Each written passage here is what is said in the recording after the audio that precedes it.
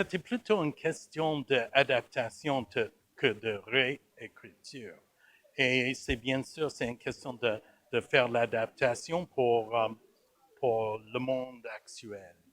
Euh, disons que j'ai vu que ce serait un grand défi. C'est un défi parce que sur un côté, il faut respecter la tradition de la guerre des Tucs et la réaction de le public de la guerre des Tucs, l'original, et comment les Québécois et Québécoises le portent dans leur cœur.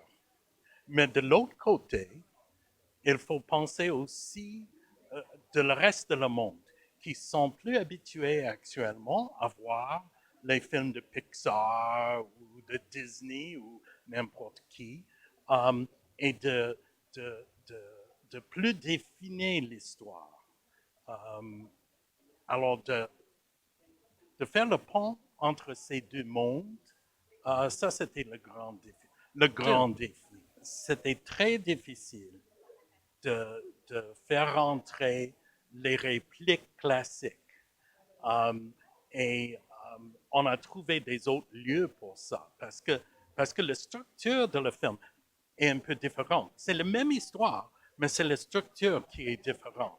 Alors, c'était difficile d'entre les répliques, comme par exemple la guerre, etc. Parce que dans le film original, c'était presque perdu. C'était un genre de ce qu'on appelle un throwaway. Mais tout le monde croit que c'était le réplique centrale. Alors, il faut trouver une façon de le faire comme ça.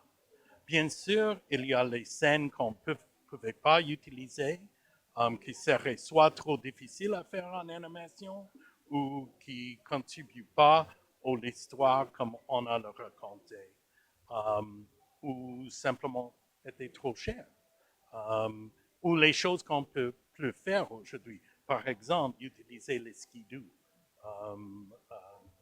Snip, snip, c'est out.